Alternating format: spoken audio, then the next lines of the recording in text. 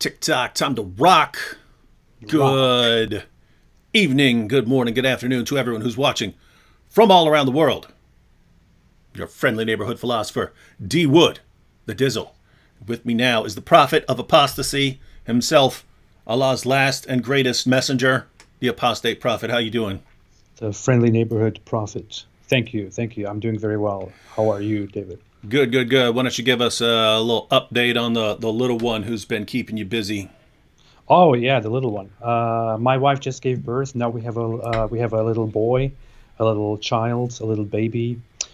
This is our second baby, our second little boy, and spending a lot of time taking care of babies now, of a baby now. Mm-hmm. It's a very nice, fun thing to occupy yourself with. Naturally, I don't have as much time doing all my other stuff here, but hey, at least I'm doing something that is good, right? Mm-hmm. What do you like better, babies or the teachings of Muhammad? That's a hard one. I don't know. I can't answer that. I have to think about it. All right. So, have you noticed? I know you've noticed because we've talked about it before. But have you viewers noticed the meltdown that has been taking place mainly since Muhammad Hijab's interview with Sheikh Yasir Qadhi? Why don't you give us a little background? Although we're going to watch some video clips of a Muslim talking about giving us the background. But AP, have you noticed that the meltdown seems to have accelerated after that? Yeah. It's getting better and better, man. It's amazing. Do you want to start from the very beginning? Yeah, we can. Again, we're going to have some video clips to talk about this, but why don't you give everyone a quick breakdown for those of you who don't know what we're talking about when we're talking about these Dawah civil wars and so on. Man, there's some stuff been going on. So it started long before we all were actually aware of the matter. I guess it started kind of behind the scenes. This guy called Fard Response, whatever he's called, started leaking his name. email. His name is Farid Leaks. Leaks. Farid Leaks. Okay, Farid Leaks. Sounds kind of strange, but Farid Leaks. Farid Leaks leaked some emails that from the Islamic scholar Yasir Qadhi, in which Yasir Qadhi was explaining his problems with the preservation of the Quran and the narrative of the Quran, the narrative of the preservation of the Quran. Farid leaked those emails to some other person, and they became a matter of the public.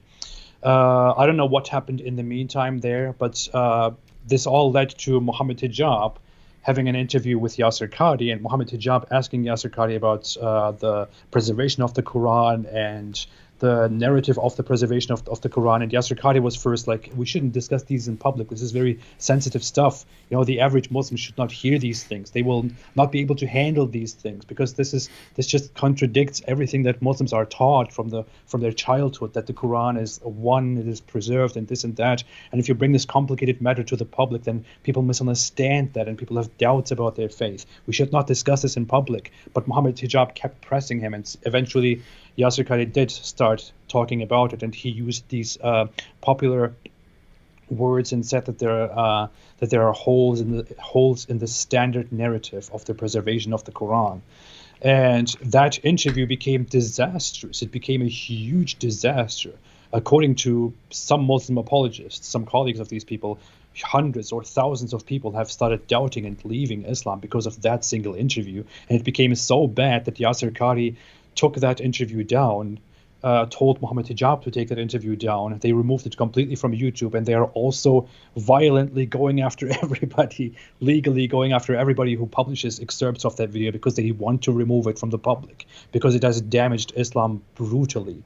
And after that interview, something has happened to Muhammad Hijab's confidence, to his temperament. He has realized that he made a huge mistake with that stuff. And then he started going out and declaring war on people left and right and fighting with everybody left and right, going after people's families, going after my wife and my family, being extremely dirty on Twitter. And now recently, he hosted a transgender hijabi on his podcast. Mm-hmm. to everyone's surprise, even to my surprise. I thought, what is going on? I didn't expect that at all. And of course, the reaction of the extremely religious Muslim community around him, of all his colleagues around him, was outrage. People have expressed outrage that he did such a thing, that he hosted a transgender person on his podcast. People started blasting him, attacking him, made public videos about him, about how he should be more careful, about how he's destroying the Muslim community and stuff like that. And then Farid and Daniel Hikikachu and Sajid Lipham, or whatever his name is, started attacking him, and he attacked them back. Mm-hmm. Crazy. Yeah. Yeah, and wanted to give a quick shout out here to Islamic Clarity. That's Islamic Clarity, and then someone sent me the video by Sajid. That was the only reason, because I'm not on Twitter, so I don't know what's going on Twitter. I don't know unless someone informs me. But someone sent me the video by Islamic Clarity, who was discussing some of the recent Meltdown. And then Sajid's video, which Sajid's video is actually good. Obviously, I'm going to disagree with him and stuff, but a lot of the points he makes are entirely valid. His beliefs about the preservation of the Quran and stuff, those are, we'll talk about that in a few minutes. But his position about certain Dawagandists lacking wisdom. He's right on the money, but he actually gives a pretty good background, and so we're going to go through some of these clips, and we're going to discuss this ongoing meltdown. And so so you've had this mess brewing, and you could see it with Yasser Qadi, you can see it with Shabir Ali, that you have this younger generation of Muslims, and they're rising up against their scholars and their leaders, the leaders of the previous generation. And guys, do you remember me calling this like 80 times? Do you remember me calling this, AP? Yeah. Yeah. So here's what you have, and for those of you who who didn't see previous live streams when we talked about this kind of thing, here's the situation. For many decades, as far as Muslims doing debates or presentations and so on in the West, historically what you had would be Muslim organizations putting forward some representative of Islam.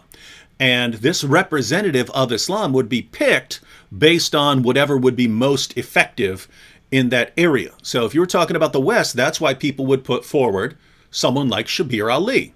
He's nice and calm. He sounds very scholarly. He's quoting all sorts of scholars on whatever he talks about and so on.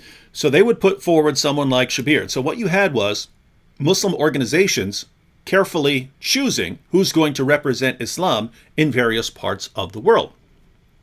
Well, if some speaker starts getting out of line or gets involved in controversies or says something that they don't want being said in the West, or somewhere else, wherever we're talking about, then the organization can pull that person back, because the organization has a degree of control over that situation, and they could put someone different forward, right?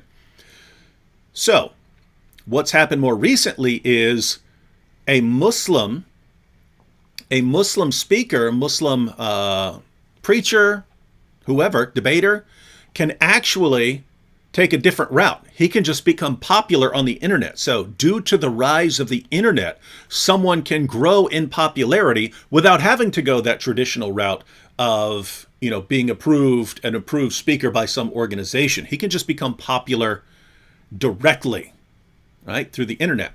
And then that person can then go out and say whatever he wants, because his words aren't being checked, and his reputation is not being carefully crafted by organizations. And so you have people like Sheikh Yasser Qadi and Shabir Ali and Jamal Badawi and these guys who've been representing Islam in the West for many years. Now you've got this popular level of Muslim apologists. So Muhammad Hijab, Ali Dawah, all of these guys on the internet, the sort of up and coming guys like Farid Leaks and so on. you've got these guys, and they're just becoming popular with the Muslim population. Now, what I've been saying is these guys, since they lack the kind of wisdom, since they lack a kind of wisdom that the older, the previous generation had, and since they don't have the same level of accountability that the previous generation had, these guys are just going to go buck wild. Their popularity is going to go to their heads. They're going to end up doing really stupid stuff. They're going to become, several of them already are narcissists and egomaniacs. And then what you're going to have is you're going to have the older generation start trying to rein these guys in. And these guys, you're just mad at me because I'm so popular. You're jealous of my popularity, and that's why we will bring you down too. And they will start crushing each other. And the younger generation will win, and then they will all start destroying each other, throwing each other under the bus. So that's what I said exactly would happen, and that is all I've seen happening, especially since the infamous holes in the narrative interview with Mohammed Hijab. Anything to add before we go on to No, that's it. That's a good point. It was in the past so that certain individuals who reached a certain status within their community and also in the West became public figures who taught about Islam and spoke about Islam and defended Islam because it required some acceptance from higher, more serious levels of society, from institutions, for people to become popular. And those people were popular in the past. They were popular 10 years ago, 20 years ago. And with the rise of the internet, of social media, certain individuals who should not be out there because they have serious personal problems suddenly started jumping into the ring and becoming Muslim apologists and scholars. And some of these individuals were even hired by more serious institutes, by more serious Islamic institutes and Islamic schools, and then were kicked out or let go, or they distanced themselves from those organizations. I don't know, if you look at these people, we have currently in the popular, on stage, we currently have people like Muhammad Hijab, Ali Dawah, Daniel Hikikachu. These are all people that you would not have found among the known representatives of Islam 10 or 20 years ago. They became public by young Muslims or by Muslims in general without them going through a process of academic education. By Muslims making these people popular, they became popular. And when you look at these people, Ali Dawah is, I don't know, he's pretty embarrassing and pretty bad, and pretty bad for Islam in the way he treats people, in the way he talks about others, he acts, he talks about fellow Muslims, and so on. He makes implications of sexual assault and murder and all that stuff about people's families and people's babies even. I mean, that is stuff that he did. You would have never heard stuff like that from the known Islamic apologists and scholars 10 years ago. And Muhammad Hijab became popular through him, and he's even worse. He directly goes after people's families and, breaks from the traditional Islamic approach and does whatever he wants to do while making so many blunders that cost Islam so much. And yeah, it's just hilarious to watch this. But what I think, though, is that this is the true face of Islam kind of coming forth, because now the average population elects their own representatives, their own scholars and apologists. And the most popular of them right now is Muhammad Hijab. And we all know what kind of a character Muhammad Hijab is. He's definitely not somebody who does Islam any favors when we look at Islam as outsiders. He definitely doesn't represent it as something good. And that person was made popular by the average Muslim, not by us. It says a lot about Islam. Yeah, and so that's a situation we're in right now that, if you, as you pointed out, if you went back really 10 or 15 years, you wouldn't find people saying this stuff, right? I mean, one of these hand-picked representatives of Islam sponsored by an organization, if you were to ask, if you were to stand up when they're speaking and say, hey, does Islam call for my death because I left Islam or because I criticized Islam or something like that? No! Of course there are extremist Muslims who would say that, but true Islam would never say that you should die. Anyway, the people that were killed, it was for a good reason. They were about to kill Muhammad. So when Muhammad said, when Muhammad said you have to kill these people for making fun of me, it's because yeah, they insulted him, but then they were about to kill him, and that's why they would just make something up like that. Whereas now they're just we're proud of that. We're proud of that. We'll kill you. You're gonna die, and you know what? We'll be watching. You know what I mean? They're announcing it, and Hakikachu, he said it too. So, he's the worst. Yeah. He's the worst. You know what's weird though? That dude's smart though. I mean, I only watched one video by him, but I was like, whoa, hey, this guy's sharp. Doesn't mean, to be clear, doesn't mean right? You could have a totally wrong position and still be very, very, very, very intelligent. And you could have the right position and be very, very, very stupid. But I'm only basing this on one video that I watched of him, but I watched one video and I just remember thinking, given some of the positions that he's advocating, he's probably going to sound really, really dumb. But I was like, whoa, this guy. But yeah, he seems very well educated there. Oh, that is a thing. I mean, people. It's not like only stupid people believe in stupid things or wrong things. That's true. Only smart people believe in smart things.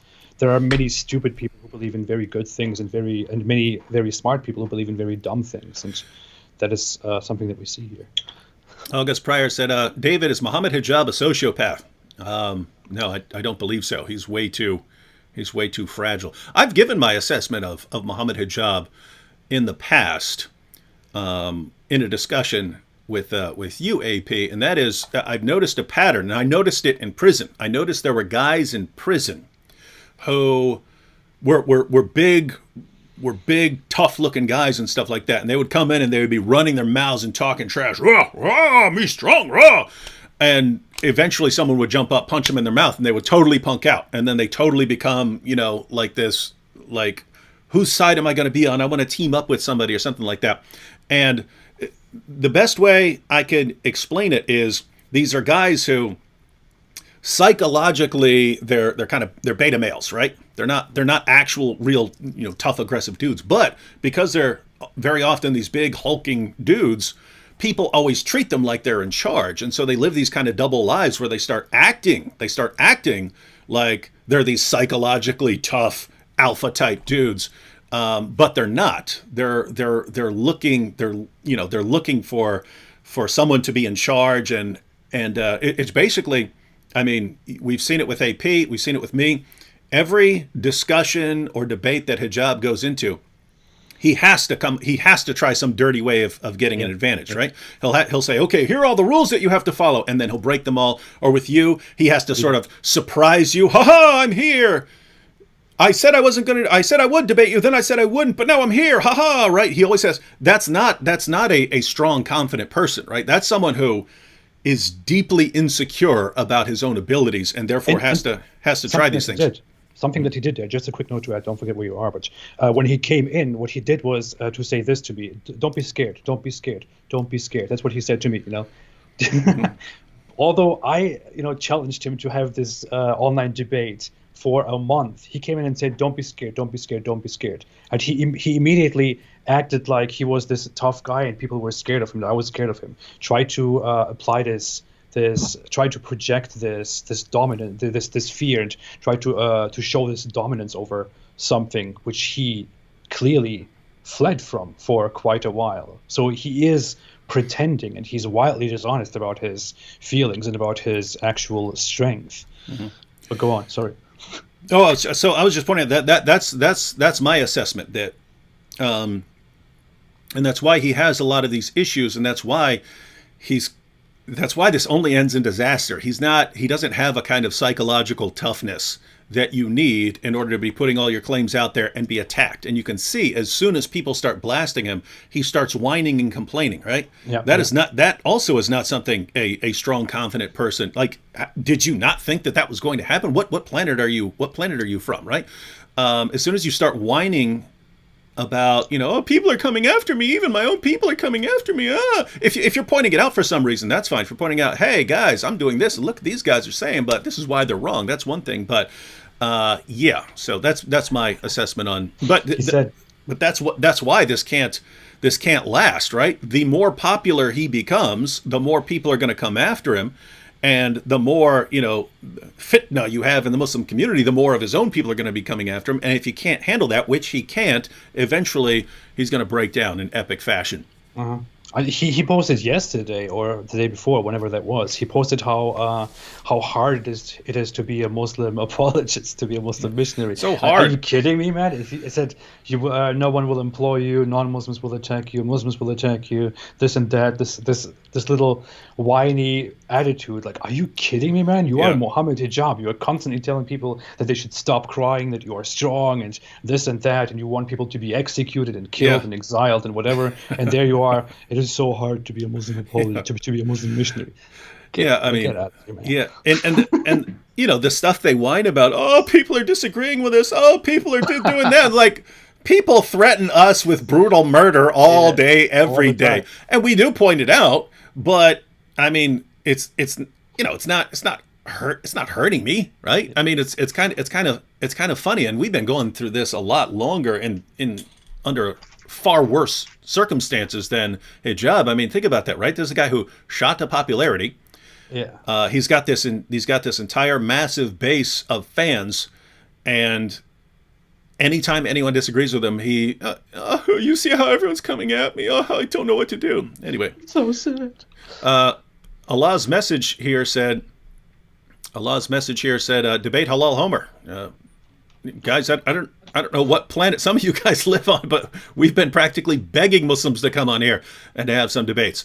I have said it before. I have made the challenge to debate every single one of these non-Muslim apologists. I've said I'm ready to do it. Let's do it in front of an audience, in front of a moderator. Let's do a timed debate. And although they all bragged about how they were to destroy me and destroy you and destroy us and destroy everybody, they are all suddenly quiet. I don't know what's going on. I'm not bragging. I'm just saying, hey, let's have that debate if you're so loud about it. But no. Yeah, and we.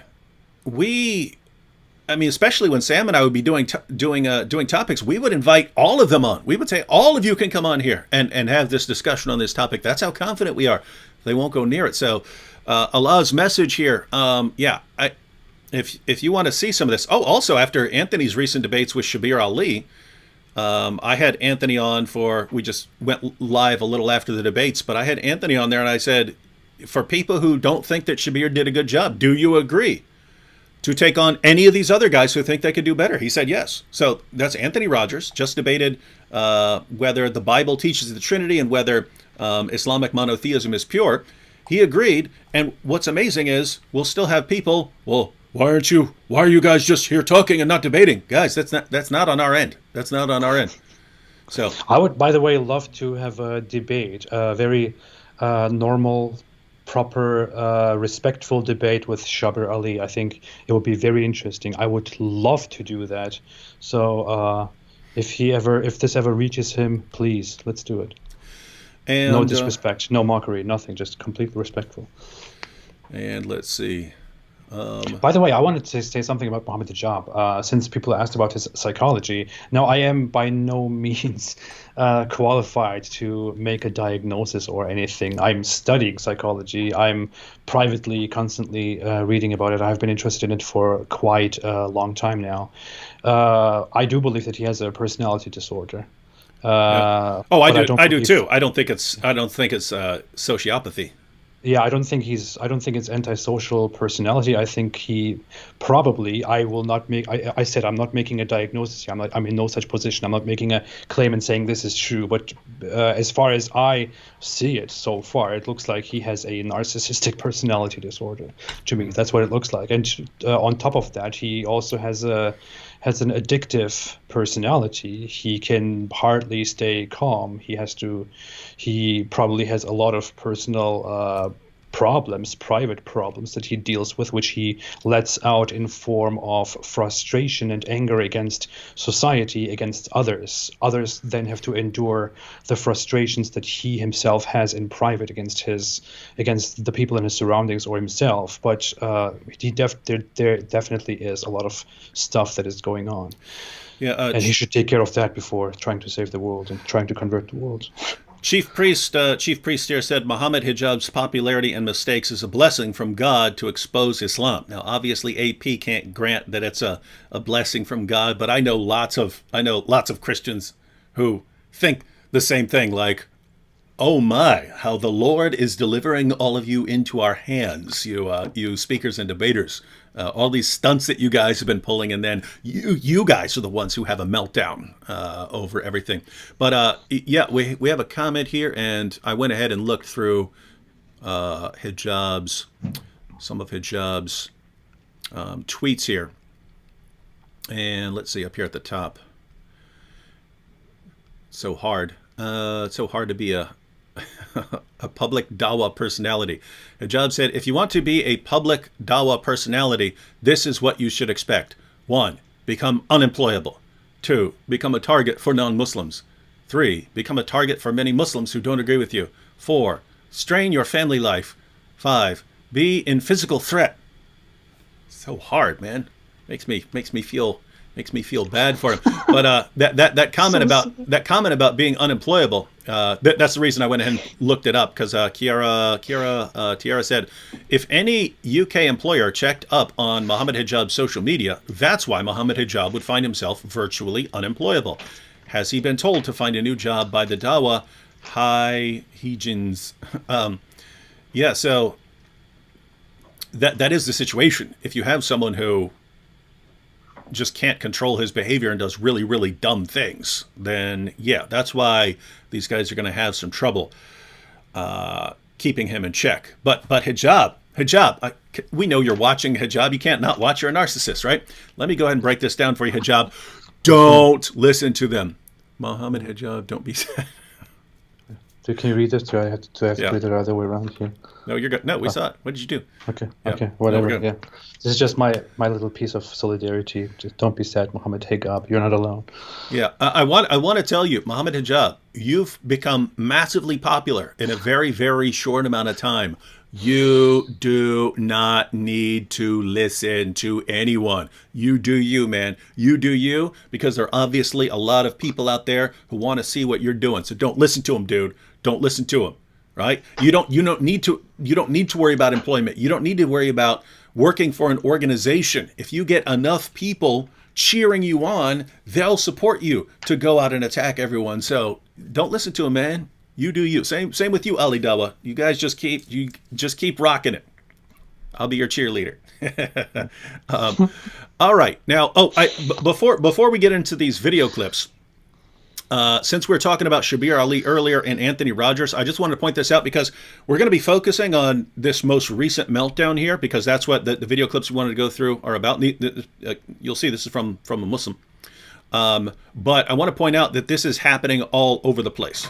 It's happening all over the place. So right after Shabir Ali's debates with Anthony Rogers, and keep in mind, if you were to pick someone to represent Islam on the topics that were addressed, whether the Bible teaches the Trinity and whether Islamic monotheism is pure, I cannot think of anyone better than Shabir Ali. Shabir Ali got crushed so bad in those debates that his own people started throwing him under the bus instantly. So let's check this out here.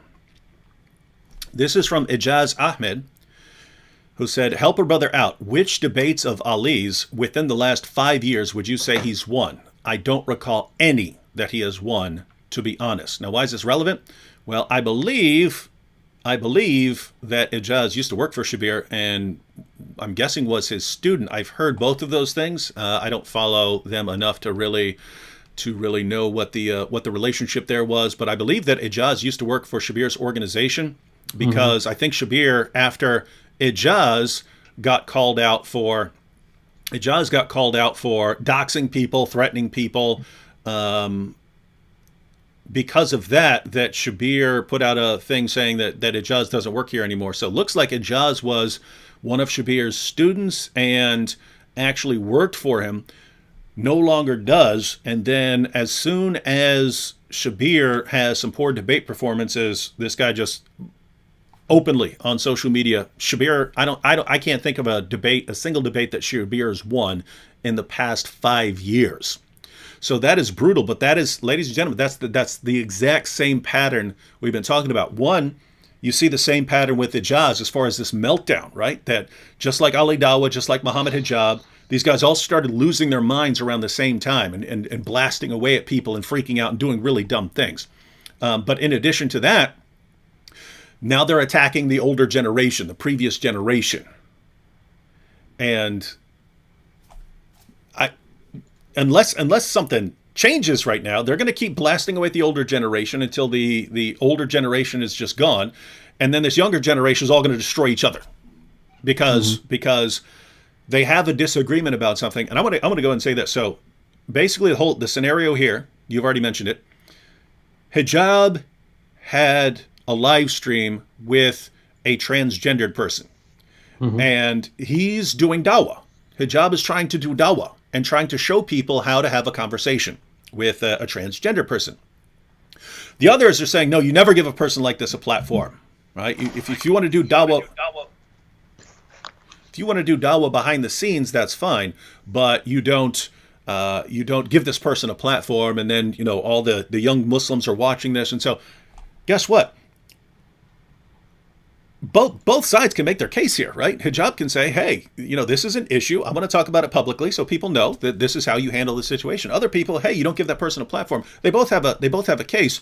But what happens? They go briefly. They go to war over it, and they're all calling each other out. And Hijab actually won that one as far as the battle with Fareed and Daniel Hakikichu and so on.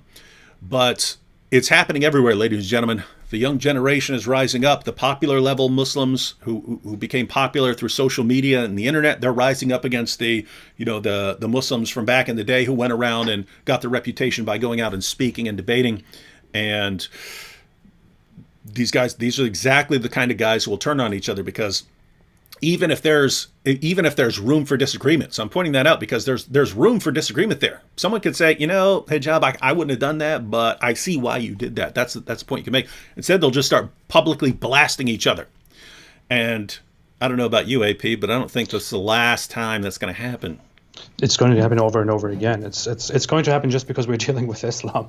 I mean, it is bound to happen. It is bound to happen with these people. When you see that most of or all of the representatives of Islam that you see in public are basically people who constantly who are always attacking other people personally, and who can never have a proper conversation with anybody, and who then also immediately start attacking each other. Then this just shows how Islam generally works. This explains why Islam in its history was always at war with itself, and it will always be this way. These are not the select people. These are now the average people. This is now the mainstream Muslim guy from the street rising into becoming an apologist, and that average guy is sadly somebody who has a lot of hate and a lot of anger, a lot of frustration within him, and they will constantly keep fighting each other. I also knew that this would happen, and this is not the end. Worse will probably happen. They will start going after each other pretty badly. I mean, just I bet you will show the tweets of Mohammed Hijab, but just because of the little criticism that he received from Fareed and from Daniel Hikikichu, he made a series of tweets in which he called out Fareed as a dishonest person who damages Islam, and he called out Daniel Hikikichu as a dishonest person who works with deviants and with potential terrorists and stuff like that. And afterward, they came together and said, "Hey, I apologize. Let's be good," and all that. But you see that there is something underneath their collaboration, their alliance that they clearly have against each other. They they work together because they are Muslim apologists, because they are Muslim Dawah people. But deep down, they are ready to attack each other and to insult each other. And yeah, that's how it is. But we shouldn't forget, though, although they are ready to attack each other, they still share the same ideals of. So don't worry about that. They still share the same ideals of Islam dominating the world and oppressing every single one of us and killing me and all that stuff. But yeah, there is something going on between them. Yeah, and you brought up an important point there. What you're seeing right now, that they're all attacking outwards. They're all going after the unbelievers. Just to be clear, we're not talking about all Muslims. We're talking about the Dawah teams and the speakers and the apologists and people like that. These guys are all blasting away at everyone else, but then they'll also blast each other. And as you put, that pattern has been in Islam since that first generation, right? That Muhammad is going out and he's expanding and conquering Arabia and so on. What happened? I mean, Aisha, the mother of the faithful, marched an army out against Ali, the commander of the faithful. They started slaughtering each other over disagreements, right? They immediately started breaking into sects and then killing each other over disagreements and so on. And so it's a situation where you can't really say, hey guys, just stop all the fighting and disagreement. What are you talking about? Muhammad called the first generation the best generation, and the first generation almost annihilated itself with violence. So what you can say is, hey guys, we need to focus our, disagreements and attacks on either on the unbelievers or on, sects of Islam that are clearly, on a different path and stuff. But we're all Salafis here, or we're all this or that. So we need to be nice to each other. And so, and yeah, as you pointed out, I do have that tweet here before we get into some video clips. But Fareed and Daniel Hakikachu started pointing out, hey, this is not a good idea giving someone who's transgendered a platform. And Hijab responded to Fareed, which he's taken down now that they're all best buddies again. Question for Fareed.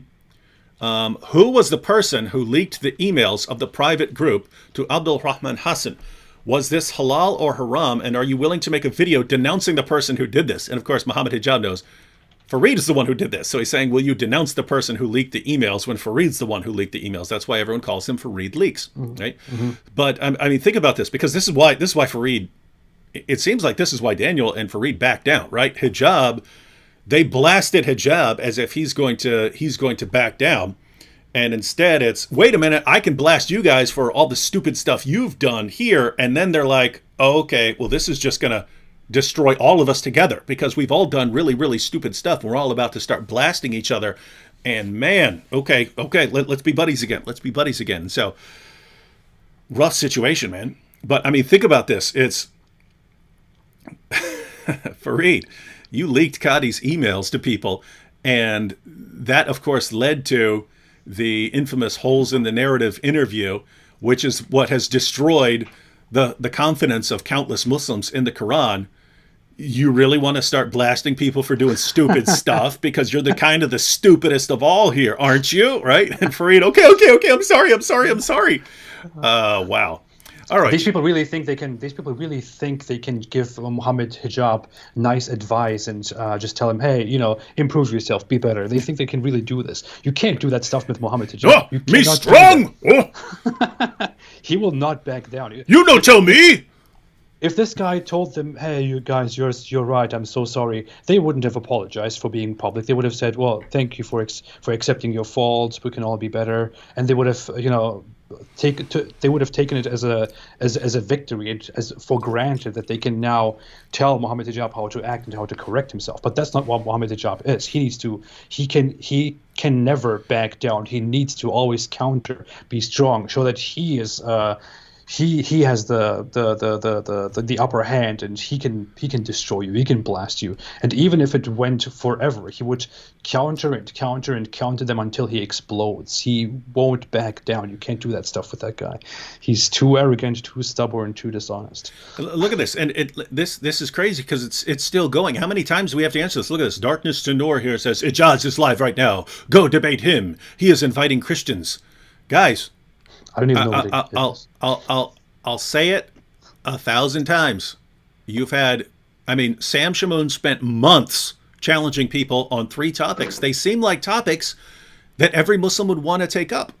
Then Anthony Rogers just agreed, yes, I will take on any of your apologists on these topics. All anyone here has to do is contact and say, hey, I'm ready to take on Anthony Rogers. I'm willing to take on David Wood on this topic. I'm willing to take on Sam Shamoon on this topic. I'm willing to take on the Apostate Prophet on that topic. I'll make it happen. No problem. What I don't understand is how we invite people on.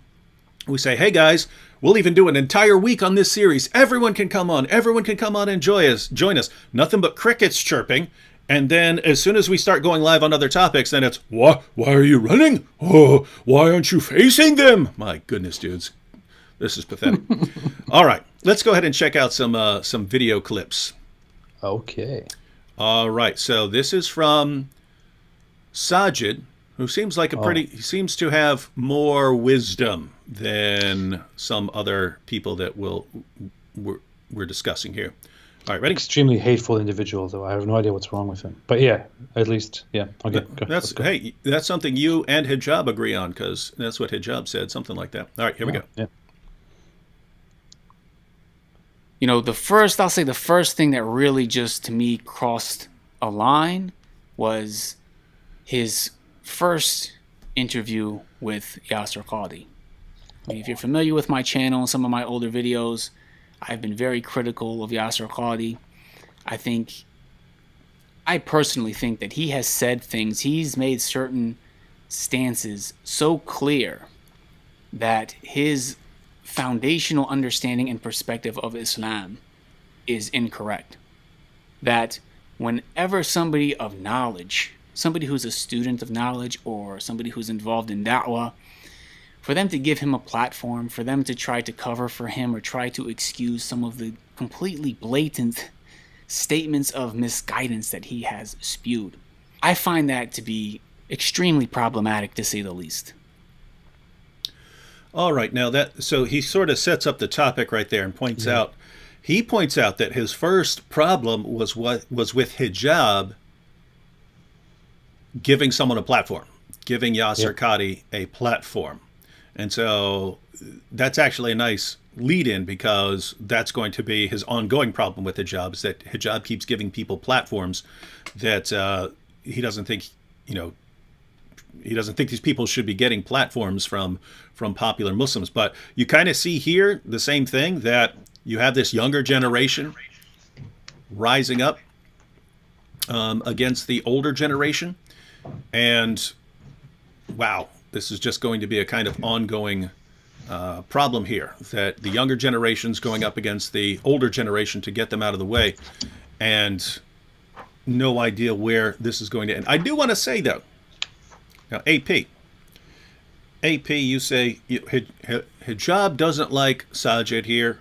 We could look at some tweets. Hijab definitely doesn't like Sajid. You say he comes across as angry.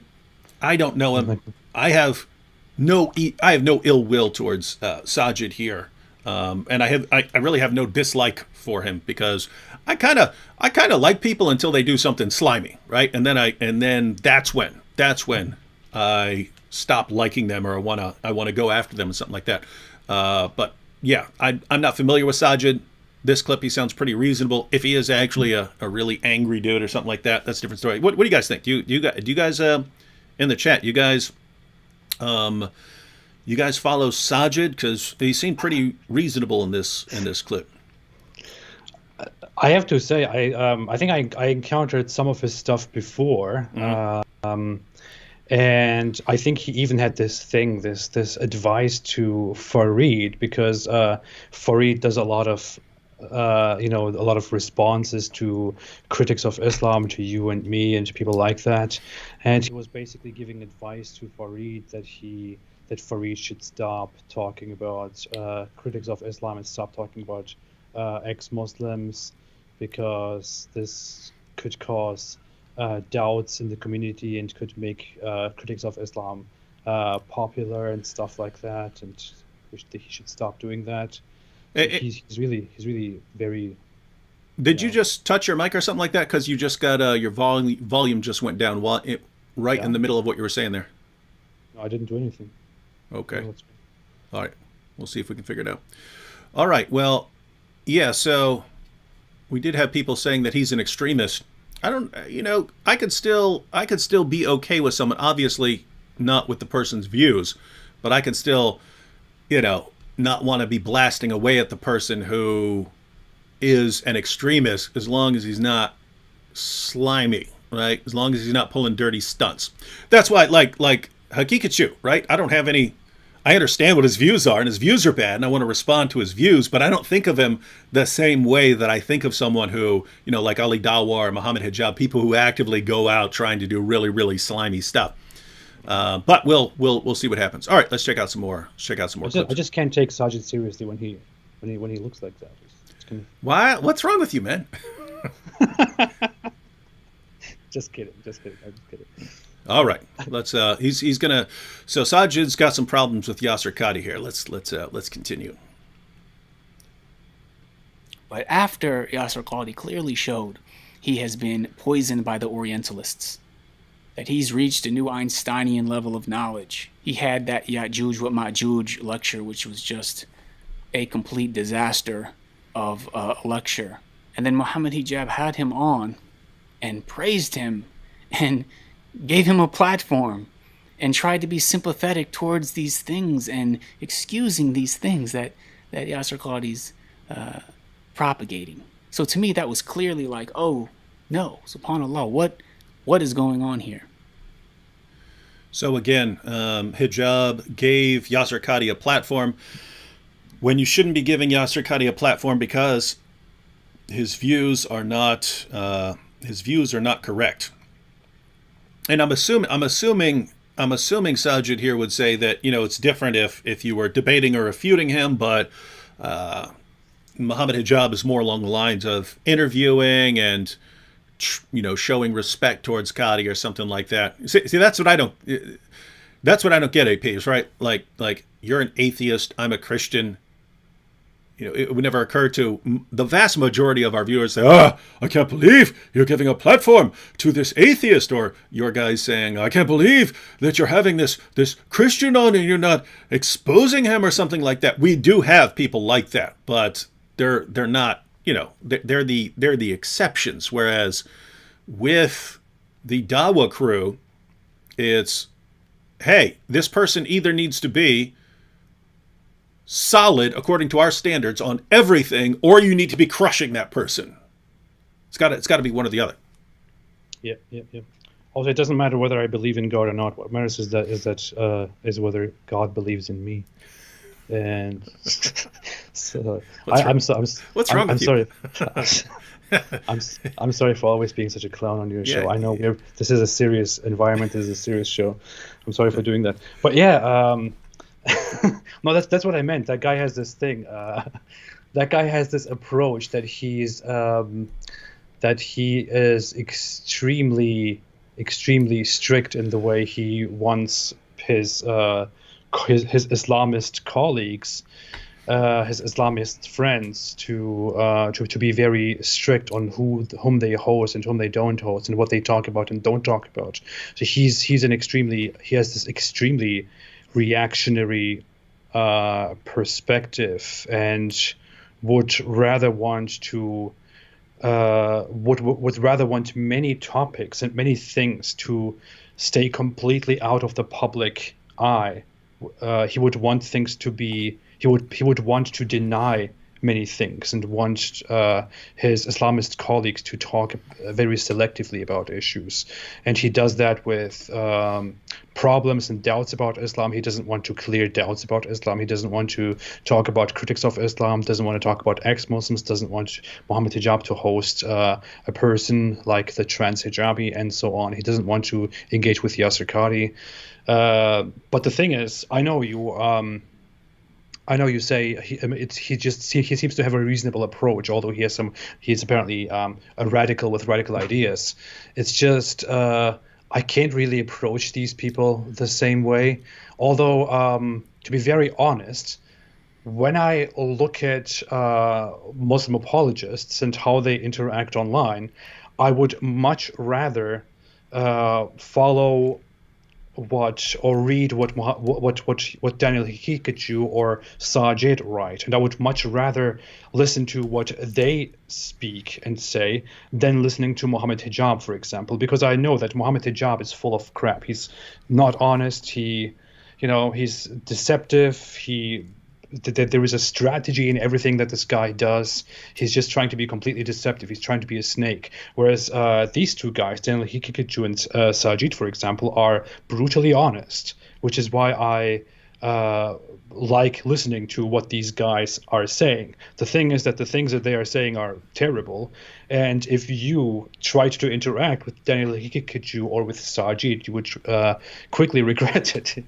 They are much worse. They are not as deceptive, but they are much worse in their thoughts about you and me and about all of us, non-Muslims and ex-Muslims. Yeah, well, yeah. So, and that's kind of why I can get along with people even whose views I disagree with a lot. It's because in order to even have a reasonable conversation with you about your weird ideas, there has to be some level of, okay, we're not going to be conniving and trying to, deceive one another or agreeing to rules and then not breaking them. It's if you're like that, then you can't even. We can't even have the conversation. It's just I have to just try to expose you or something like that, and that's kind of what I'm getting at here. I can imagine again.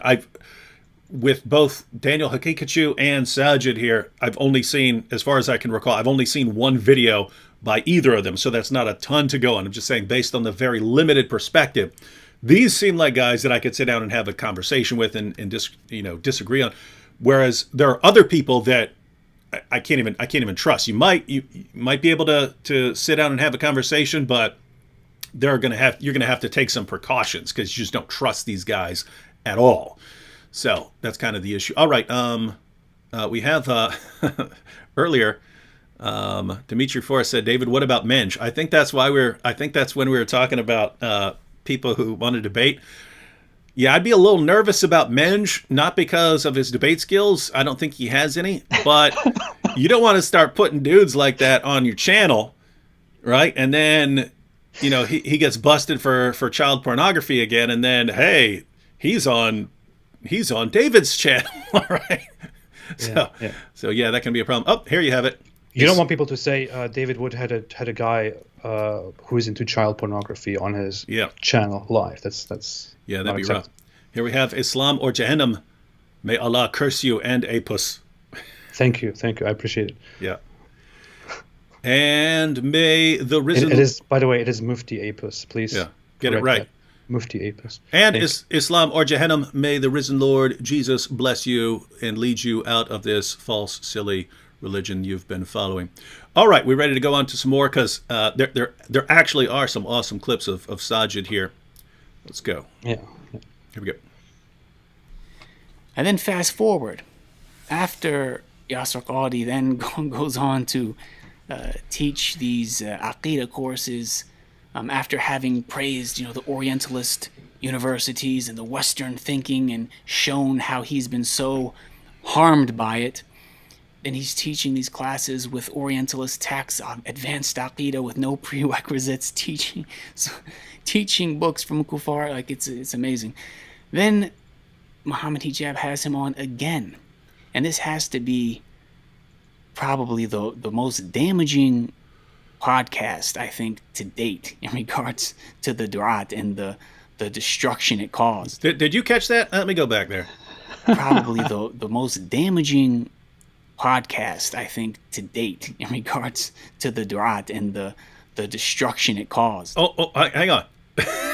I got to go back. I got to make a separate video on this. This is Sajid calling Muhammad Hijab's interview with Yasser Qadi the most damaging podcast to date. Period.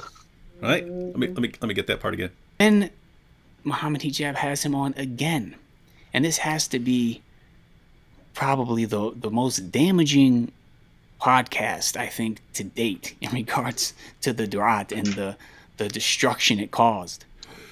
The most damaging podcast to date in terms of Dawah and the destruction it has caused. No wonder Hijab's mad at this dude. Let's clarify what he's talking about. Yeah. He's talking about the interview in which Mohammed Hijab and Yasser Qadhi talked, and Yasser Qadhi basically explained that there are problems in the standard narrative of the preservation of the Quran. This caused shock waves among Muslims and non-Muslims alike, and has caused a lot of damage, a lot of harm to Islam. People are leaving Islam because of that interview. People are doubting Islam because of that interview. Everyone was in shock for quite a while, and they still are. But you know what's funny? What this guy Sajid is not realizing here, he's pointing out here in a major video which he directs at Mohammed Hijab, because Mohammed Hijab is so inconsiderate. He's pointing out that interview was very damaging to the Dawah scene and to Islam. It has caused so much damage. But what he's actually doing by pointing that out is to increase that damage and to cause even more damage. Yep. If Sajid was quiet about that, he wouldn't contribute to the damage. But now that he sits here and as a respected person, Muslim apologist, points out that interview was massively damaging to Islam and the Dawah, he causes even more damage, because people who listen to him will go and be like, why was it so damaging? And, it will do even more damage. So here's what's cool. He actually... You haven't seen these videos, right, AP? You haven't seen this video that I'm going through, right? No, I haven't. Well, it's actually good because he's about to break it down. Whoa. Good. He's about to break it down, why it's so damaging. And let's go ahead and... I'm not sure if it's in this clip or the next clip, but we'll go ahead and burn through these here some. All right. Somebody said, Fred Sanford said, are there any clips of Sajid skateboarding? Is he a skateboarder? Is that what he is?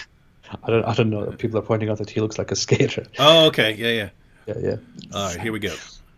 And it just really goes to show that when you have a platform and you're reaching potentially hundreds of thousands of people, it's really a big deal who you give a platform to, what you talk about, what information you put out there.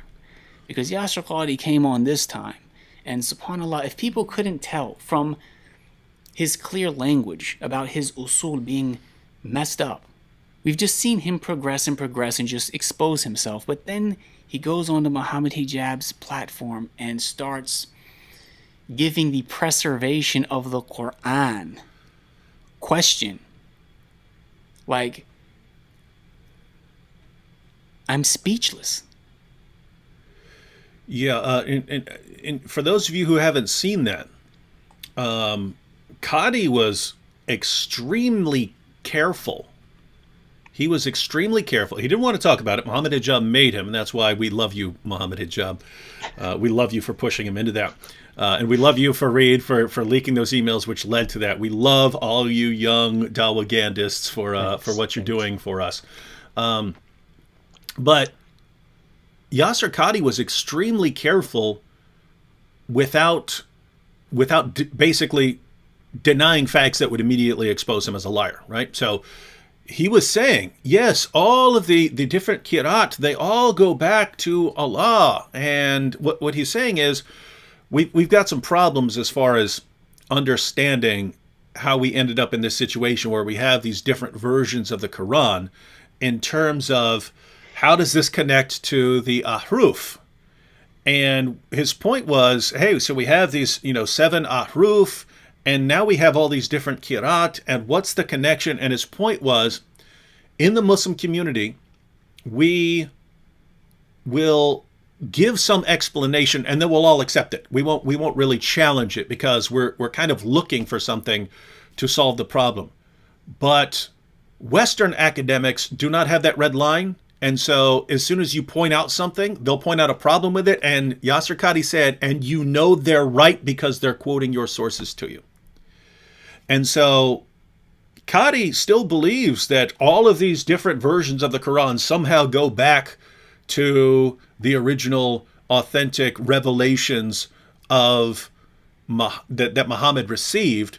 He's just pointing out that Qadi's position seems to be we haven't figured it out yet. We haven't come up with the solution to account for this, because as soon as we offer one, yeah, we all pat each other on the back in the Muslim community and say, "Yep, that's great." But the Western academics will just say, "Nope, you're wrong. That doesn't make sense because of this." And he said, "We're right. I mean, they're right."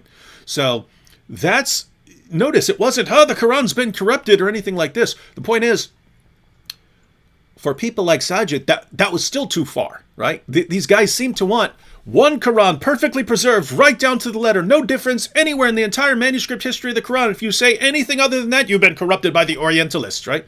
And it's so stupid, right? Go to Dan Brubaker's page. He's putting Quran manuscripts up on the screen. He's saying, "Look, here are 11 textual variants on one page of a manuscript of the Quran." He's doing that. How do you look at that? Look at a page of a manuscript and see 11 differences from the Quran that you have and still say, "Nope, perfect preservation right down to the letter from the time of Muhammad." What Yasser Qadi's doing is, and Qadi used to spread the myth of perfect preservation, he's recognizing that the world is transitioning. There was a time when the Muslim community was insulated from hearing these outside criticisms. And at that point, the scholars could say whatever they wanted. They could say perfect preservation right down to the letter. And there was no one to challenge it there. Now people are being exposed to it. So people like Yasser Qadi and Shabir Ali, they're trying to ease Muslims into reality on the issue of the Quran. And unfortunately for them, the Muslims who are raised on this strict diet of perfect preservation right down to the letter are flipping out and trying to destroy them over it. So it's just it's a pretty sad situation, but man, is it fun to watch. It is hilarious, yeah. All right, we want to go on with more of a video clip? Yeah, I just wanted to briefly talk about Sajid's outfit. I'm just kidding. Go on. Yeah, and now I see lots of people going after Sajid's. It's funny. I can't even think of what he's wearing because I wasn't paying any attention to it until you guys started saying it. But now I'll actually pay attention. In this next clip, I'll pay attention. No, I'm actually to what kidding. he's wearing. I know. I actually find it nice that a Muslim apologist appears this way. I actually find it quite nice. I'm just joking. He's still not as cool as Mufti Abu Layth. Okay, yeah. All right, here we go. I mean, not only did that happen, but both Mohammed Hijab and Yasser Qadi consciously, after the fact, posted it and advertised it. It wasn't like it was a slip of the tongue on live television, like they were live streaming and they got caught up in the moment. No, they recorded it. They uploaded it. They advertised it. I mean, if this doesn't show you the absence of hikmah, of wisdom in somebody's da'wah, what can I even say? That is actually the perfect. If I were that dude, if I were Sajid, if I were Yasser Qadi or Shabir Ali or anyone who's kind of seeing what Mohammed Hijab has been doing, and not just him, Ali Dawah, all of these guys. If I were looking at this, that would be my explanation. They ain't got the hikmah. They lack the hikmah. They lack the hikmah. That's wisdom. You need the hikmah. The hikmah, right? They don't have the hikmah. Hijab don't have the hikmah, ladies and gentlemen.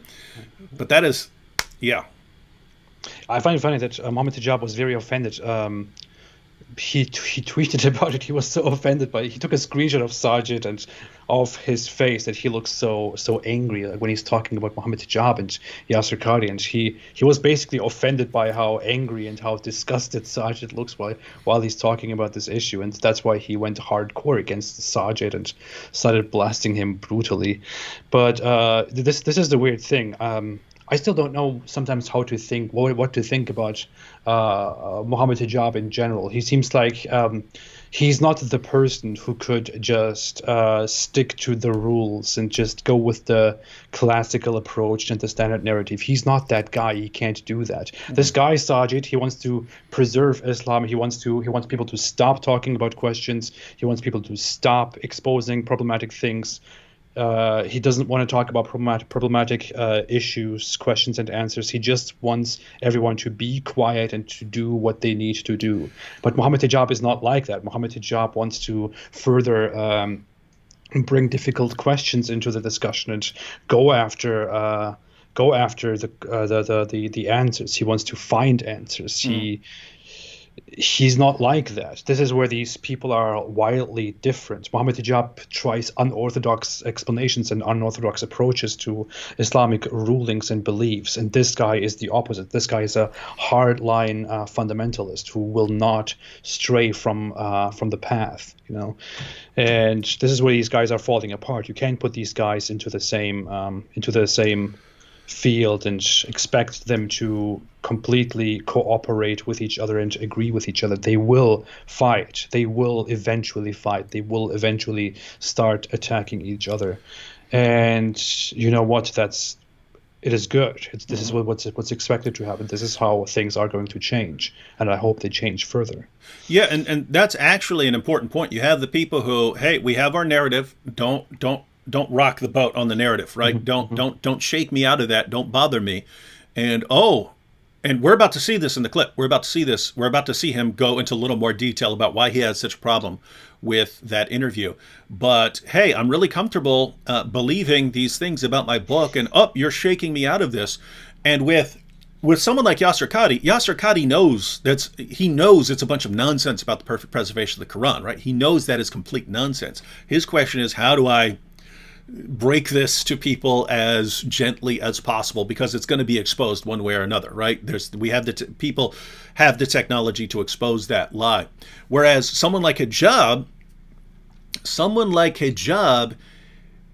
he seemed to really believe, when he's interviewing Qadhi, he seemed to really believe, there's some answer here. There's some answer that explains all of this. And if I just keep pushing you hard enough, you'll eventually give me the answer that I want that solves all these problems and mysteries, and I'll be the one who brought out the solution to the problem. So yeah, he does keep wanting to push here. And then you've got, like, you know, the Sajid and stuff, and hey guys, we know that there are some answers out there that we aren't going to like, so let's just stay here in our little bubble. Stay here in our little bubble. And so what you have, ladies and gentlemen, is all these different things are clashing right now. And again, this is fun to watch. You know what I find very funny in all of this? There is one person among these people who calls himself a skeptic, the Muslim skeptic, and that is Daniel Hikikachu, who is one of the most hardcore fundamentalists here, who is also brutally against asking questions and, you know, bringing doubts to the public. Well, he's skeptical of anything he doesn't agree with. Yeah, I find that so ironic. It's hilarious. Jeff Stevens here said, "Is that guy a Muslim convert?" I think he's talking about Sajid. I believe Sajid is, because again, I know nothing about him other than this video, but he's about to talk about how it was the miracle of the preservation of the Quran that convinced him that Islam is true. So he sounds like a convert. Are you kidding me? Oh my God. That's what I'm talking about, the psychology, right? So, and we'll talk about this in a second. Let me address one more comment real quick. Sola Scriptura said, David Wood, why don't you arrange that Mohammed Hijab debates Sam Shamoun? You've debated him in the past, so you clearly got some contact with him. Once again, I have no guys. I understand this from the Muslims. How are the rest of you not getting this point, guys? If Mohammed Hijab would agree, he could debate Sam tomorrow night on this channel. He could debate Sam Monday. He could debate Sam on Tuesday. They could do a third debate on Wednesday. They could do a fourth debate on Thursday. They could do a fifth debate on Friday. And then Hijab could debate Anthony Rogers on Saturday and on Sunday. That is not on us. You need to be going to these other guys and saying, hey, they've already agreed to debate. Where are you guys at? So it's getting kind of old going through this. My debate challenge. Yeah, and then the following week, we could have Hijab debating the Apostate Prophet. So, please. All right, now let's go on to this next video clip, because this is about to get awesome here. Can't wait. It's gonna be epic. You know, ever since that podcast, subhanAllah, those of us who are involved in da'wah, like myself specifically, I'll talk from my own experience, the amount of comments I get from Christians, from people who are against Islam and they want to sow seeds of doubts in the minds of Muslims. Over and over and over again, they use speech and quotes from Yasser Qadhi, from Muhammad Hijab's podcast, to try and do that. It's like every single day on social media. The reason I embraced Islam fundamentally in the very beginning was because I saw that the Bible wasn't preserved. I wanted to know, did Allah give us a preserved scripture? And when I found the Quran was clearly the speech of Allah subhanahu wa ta'ala, clearly it has been preserved, clearly, no doubt about it. No doubt. That has been like the main talking point when I give da'wah to people. The to main Christians talking point. specifically. So for that podcast to put a question mark on that for people, I mean, the damage it caused, subhanAllah, it's beyond words. You know, if you can't internalize and understand how horrible of a thing that happened, then I can't explain it to you. This is no joke, brothers and sisters. This is amazing stuff here. Everybody who is doing that, everybody who is spreading the whole holes in the standard narrative. This is not a joke. You're doing an awesome job, everybody. But guys, think about this, because now you understand what's going on. Now you understand why there's such a backlash, right? This guy said, I saw that the Bible has not been preserved. So I wondered, did God give a book that's been preserved? And then I found the book that there's no doubt about. It's been preserved, the Quran. And so that's apparently how he became a Muslim. He concluded that the Quran has been perfectly preserved right down to the letter. How did he conclude that? Did he go around comparing manuscripts? Did he study the history of the Quran according to even Muslim sources? No. He heard it, which back then would have been from someone like Sheikh Yasser Qadhi. He heard this, he mindlessly believed it without investigating, and then all of his confidence in his religion was based on that, which is a complete lie. And then, at no point did he ever bother to actually seriously investigate this, which was, again, the entire basis for his confidence in Islam.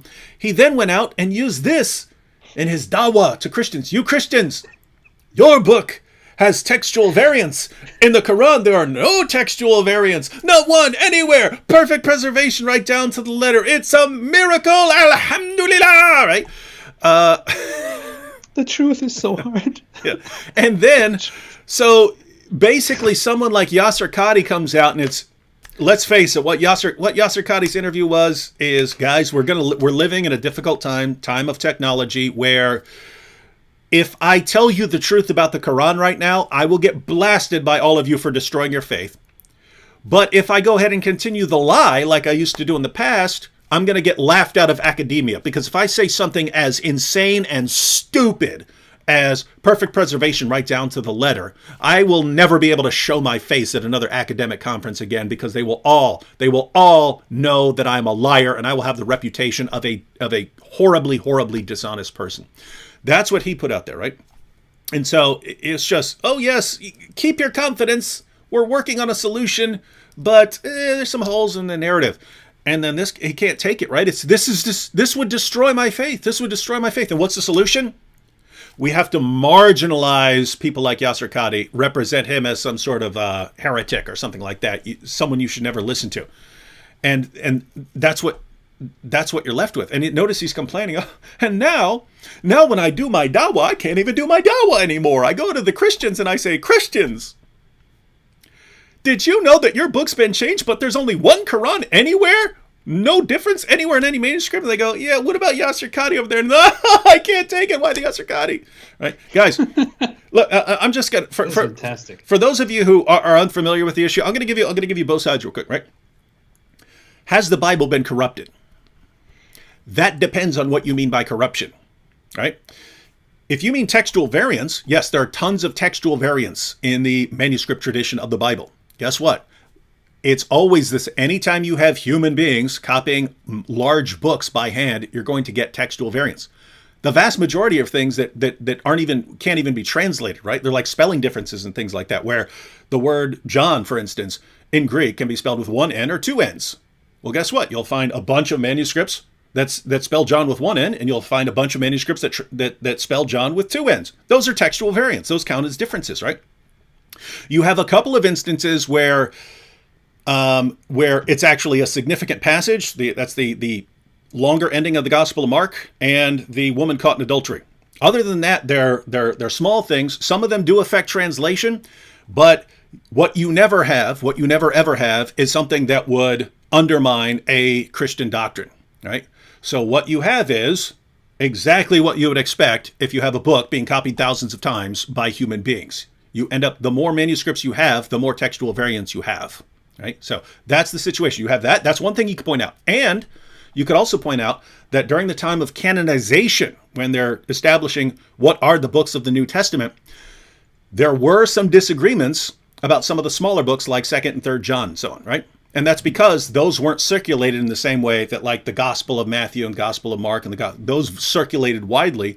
Some of those smaller letters were directed towards a certain area, and they kind of remained in that area.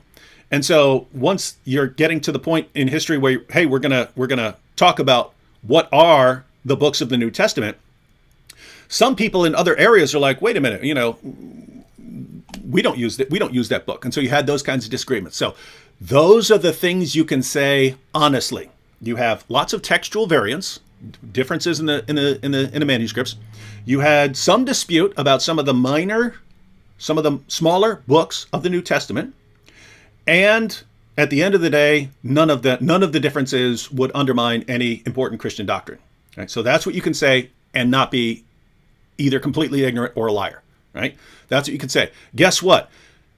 If that's what you mean by corruption, because that's not what I mean by corruption, right?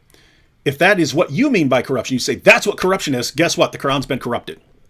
Do you have tons of textual variants in the manuscript history of the Quran? Yep, lots of them. Lots and lots and lots of them. You have tons of textual variants. So if that's what you mean by corruption, then your book's been corrupt. If your definition of corruption is, well, if you have some disputes about what goes into there, guess what? Abdullah ibn Masud said there are 111 chapters in the Quran. Ubay ibn Ka'b said there are 116 chapters in the Quran. And the Quran you have today has 114 chapters. Did they have disputes? Yes. Yes. According to Abdullah ibn Masud, Surah 1, Surah 113, Surah 114 aren't supposed to be in the Quran. Those are Muslim prayers. They're not supposed to be. That's Muslims talking to Allah, not Allah talking to Muslims. And then Ubay ibn Ka'b, he said, nope, you got these 114, but you actually have 2 additional chapters that aren't in there. Those are 2 additional prayers. Do you have disagreements about some of the contents? Yes. Now, what would a Muslim say? But even though you have that, it doesn't affect any major Christian doctrine. That's Shabir Ali's response now. Yes, even though you have different versions of the Quran around the world, it's not something that would affect any Muslim doctrine. What are you saying? You're saying exactly what Christians say. So this just comes down to an issue of consistency, right? This comes down to consistency. If you're saying that the Bible's been corrupted because of those issues, then great, the Quran's been corrupted. Alternatively, if you're saying that the Quran has not been corrupted, then you shouldn't say the Bible's been corrupted either. But what Muslims want to do is say the Quran hasn't been corrupted, perfectly preserved right down to the letter, but the Bible's been corrupted because it has the same issues that we find in the Quran. But we've been lying about it for so long, whereas Christians have been honest about it for so long, that we can't get our minds around anything other than the lie. And notice, guys, because I'm talking to you Muslims who are watching, this should bother you. Why is it that you can walk into any Christian bookstore right now? I can pull any Bible off my shelf right now and go to the footnotes, and it'll say, there's a textual variant in this verse. There's a textual variant in this passage. It tells me. We do not hide that. You could go into any Christian bookstore and find entire books on textual criticism. We do not hide that. Our scholars do not hide that. Our scholars do not try to keep people insulated from reality. You go over to Islam, and your scholars lie to you your entire lives. They pretend it. You don't go into a Muslim bookstore and find this. You don't find these notes at the bottom of your Quran saying, look at all these, there's a textual variant here, there's a textual variant there. So somehow it's like we want the lie. And you see this from Sajid, right? I want the lie. The lie is what convinced me that Islam is true. The lie is what I use for my dawah. I cannot stand these Christians who now have to tell me the truth about my religion. And they use Yasser Qadhi, who for a brief moment in his entire career told the truth. I can't take that. I can't stand it. Why don't you guys just shut up? I want all of you to be destroyed. You keep telling me the truth and I can't take it. I hate this. It's making me uncomfortable. Dude, Sajid, Sajid, dude, if your confidence in Islam is based on the amazing preservation of the Quran, I go to your sources and I read about entire chapters coming up missing. You can check it out. Sahih Muslim 2286. Abu Musa talks about 2 entire chapters of the Quran coming up missing. Aisha said that more than 100 verses came up missing just from Surah 33. Ubay ibn Ka'b said it was even more. He said it was over 200 verses that came up missing. Aisha talks about verses being eaten by a sheep. You can go to the different qira'at and see differences even in the Qurans you have today.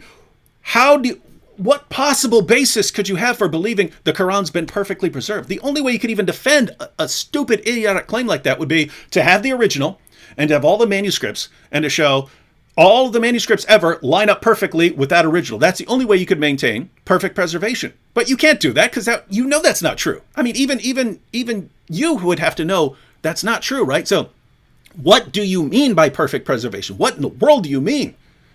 It's not based on any evidence. In fact, it contradicts and flies in the face of every shred of evidence we have. And this is the basis of your religion? This is the basis of your confidence in Islam and the ground of your dawah to others?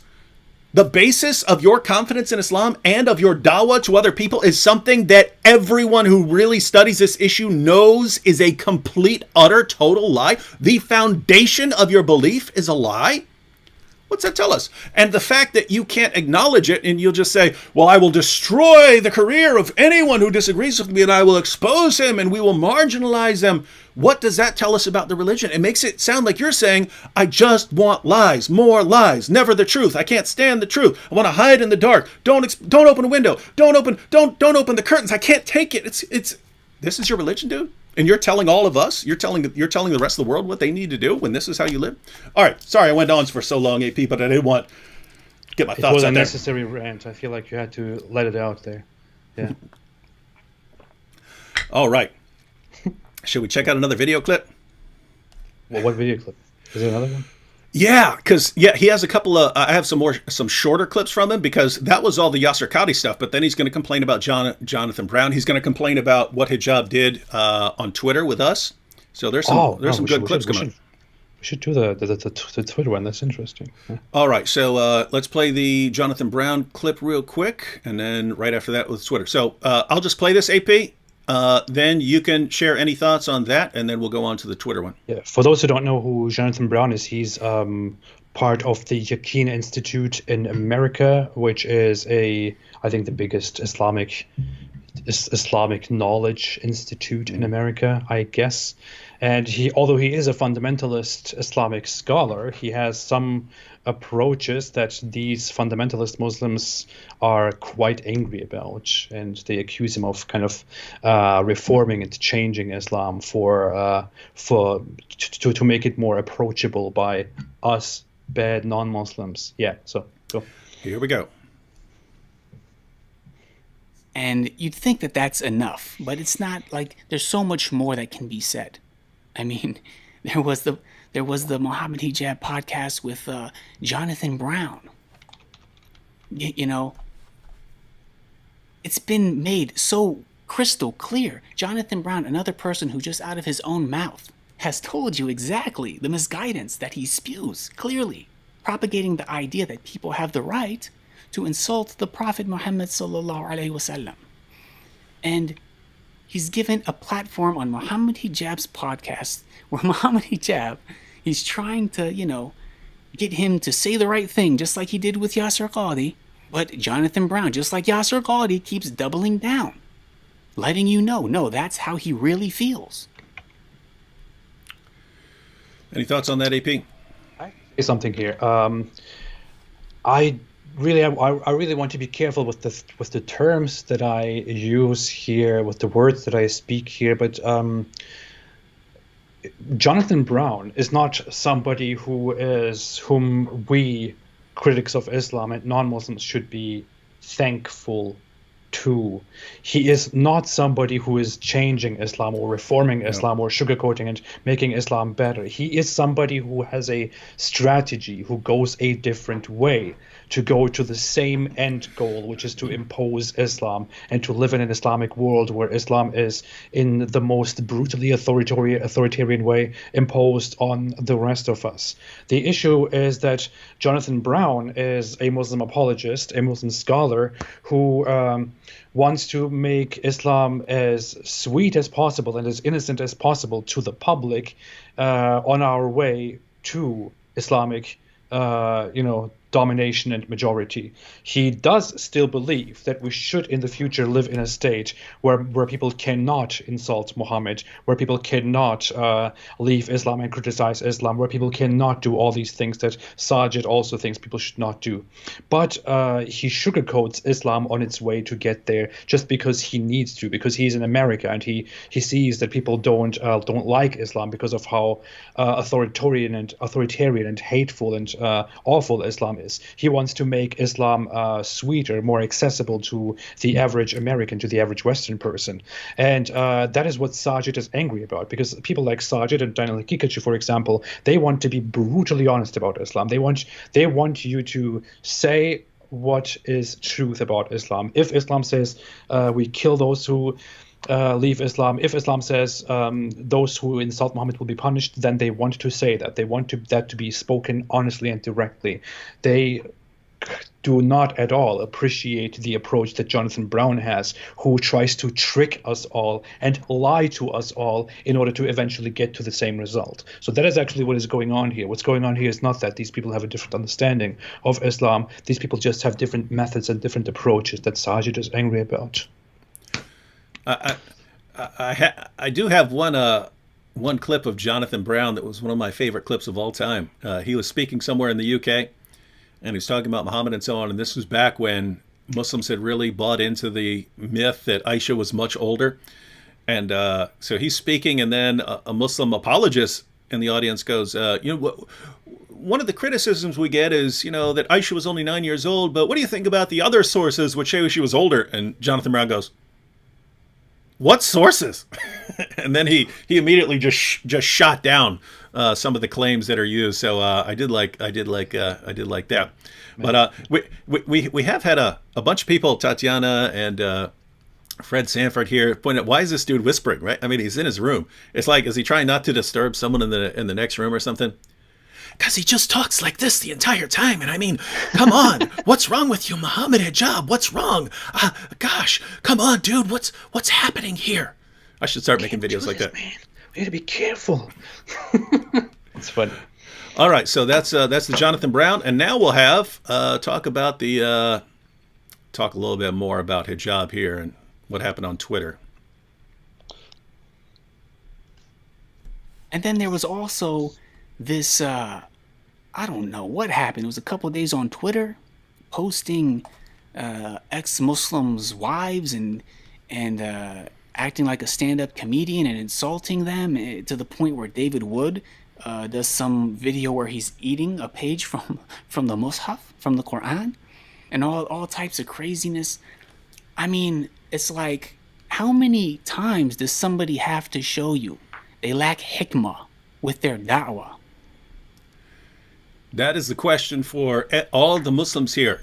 How many times does someone need to show you that he lacks hikmah in his dawah, right? Because notice he's been building a case here. It's, hey, look at this. He had Yasser Qadhi in there and destroyed all of our confidence in the Quran. And then it was Jonathan Brown, and now everyone thinks that it's okay to mock Muhammad and that people don't need to go on a killing spree over this stuff. And then he's got dudes eating the Quran. And we could even expand on that with him and Ali Dawah. He even had AP ripping up the Quran.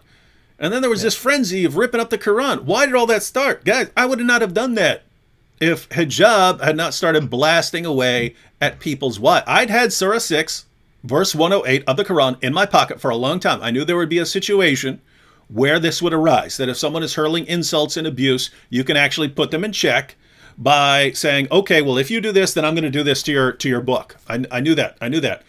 But if the situation had never risen, I never would have had to pull Surah 6, verse 108 out of my pocket. And so it's like, dude, where's your hikmah, man? Where's your hijab? Where's your hikmah? Where's your hikmah, bro? Where's your hikmah, man?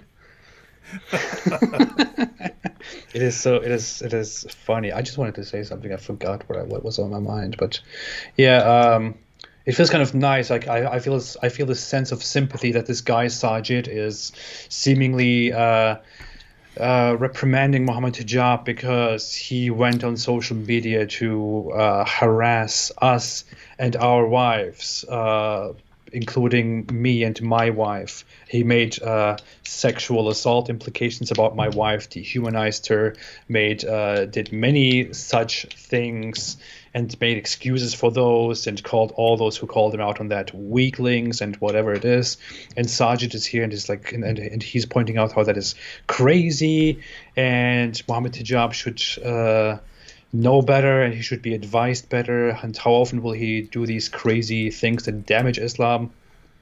And it's nice to see that. It's nice that this guy is telling Muhammad Hijab to be reasonable. But the issue that I have here all the time while listening to this guy, on the one hand, I'm thinking, hey, someone asked what is hikmah. Hikmah is wisdom. On the one hand, it is true, this guy seems like the reasonable guy, and this guy seems like he's telling Muhammad Hijab to calm down and to approach things reasonably and to, act more maturely and appropriately.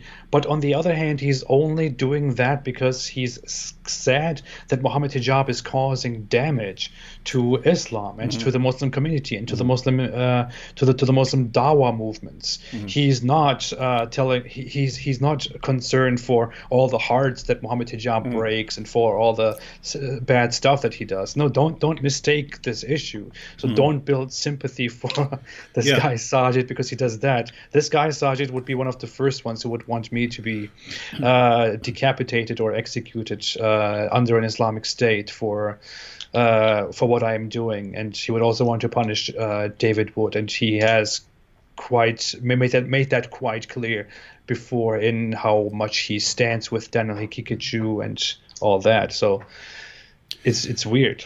Yeah. No. So and that's kind of the issue, right? It's of course we would disagree with everything this dude wants to do in society, but if you are a Muslim and you are committed to Islam, what is the wisest approach that you can take? Well, it ain't going after AP's wife, right? That is not, because that's just going to cause a backlash against your religion. Ali Dawah should not be running around saying, we're going to kill you. Even if you want to, you have to be wise. You should be what? You should have the hikmah and know what you're doing, right? And you shouldn't just say we're proud of that. You should be quiet first and later be proud of that once you do it. And if you're Muhammad Hijab and you think, man, Islam has all these great answers, so I'm just going to get all these people on my show and they're going to give all these answers, you might want to figure out the answers first before you put them out there, because sometimes you won't get the answers that people like Sajid here want, and then you're going to be in trouble over it. So yeah, that's the situation. But yeah, notice when we're talking about eating the Quran and so on, ripping up the Quran from an Islamic perspective, and this is kind of what, at least for me, you were doing it for a slightly different reason. You were doing it to make a point about how is this more valuable than my life? How is this more important than a living human being? With me, it was just, hey, there's something in your book which Allah says should make you as a Muslim stop with the insults. And that's if someone's going to hurl insults back at your religion, insults and abuse back at your religion. You're supposed to stop.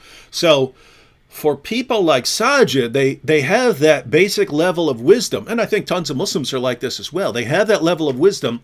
Hey, I do not want to cross certain lines with people like David Wood or the Apostate Prophet, because I know what they'll do in response. I know that, and therefore I do not want to cross that line.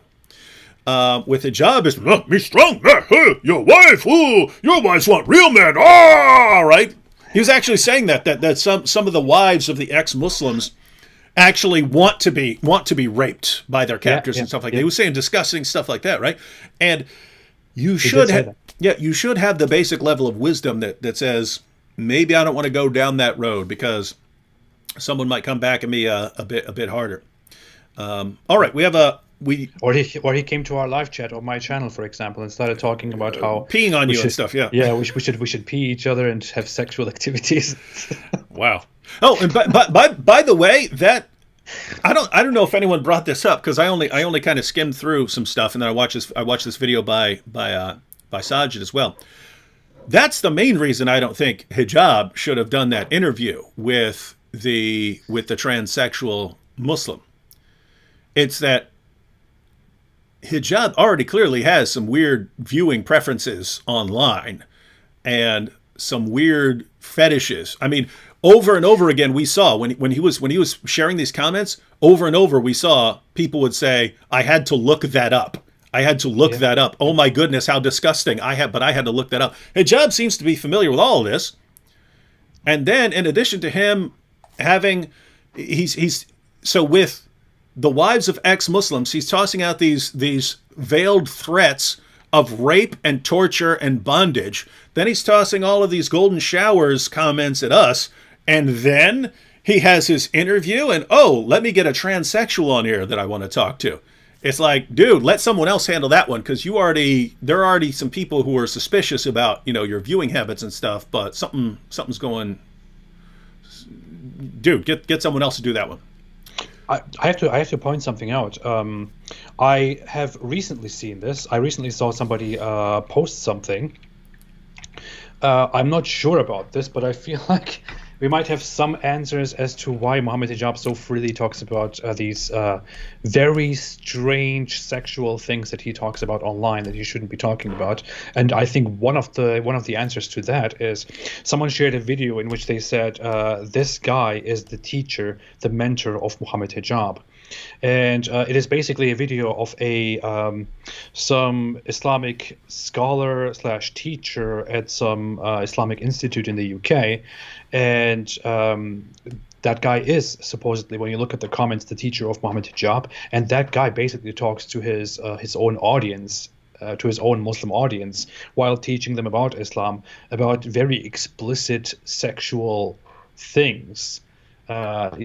Sexual toys and all that kind of stuff, and that is like, and people are like, what the hell? Like, how is this guy talking about this stuff? Muslims are commenting that. And I was about to say you can't talk about Islam seriously and go through the Muslim sources without getting very sexually explicit. Muhammad being covered in semen and things like that.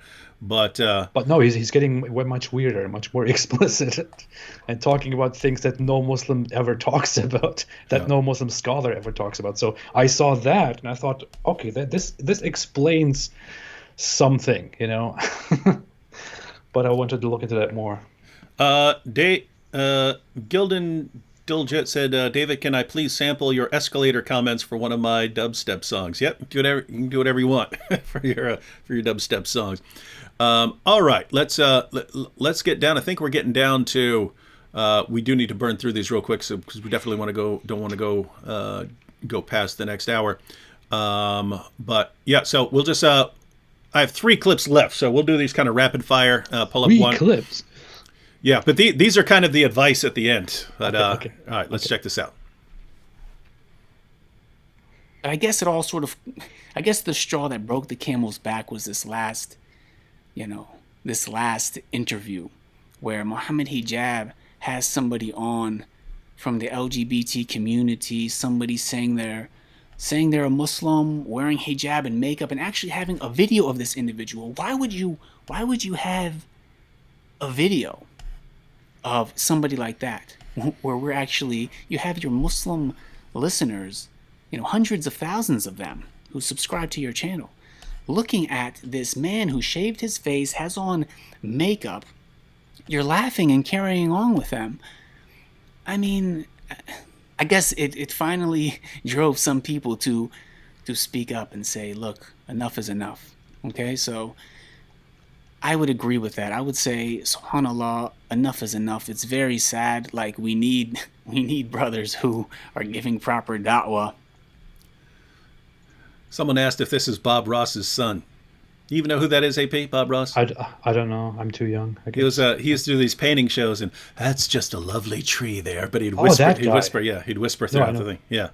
Yeah. But that makes sense, right? It's like if Bob Ross's son converted to Islam and became, a diehard Salafi. Yeah. I just love seeing them kuffar beheaded.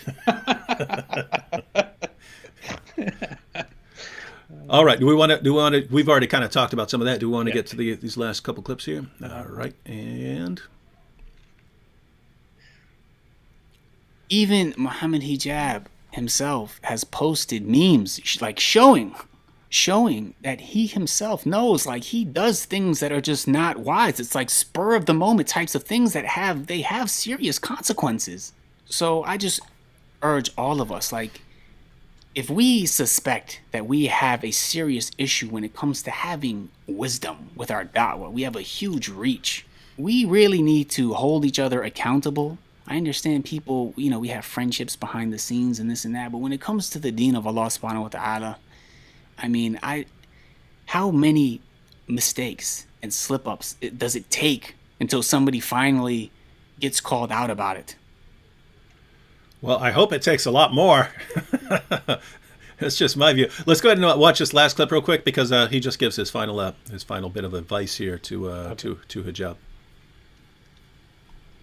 Now, at the very least, please, I encourage, Muhammad Hijab. It seems like you shared that meme, and you can look at, I don't know, some of your behavior over the past couple of years where you've gone back and deleted things and apologized publicly for things.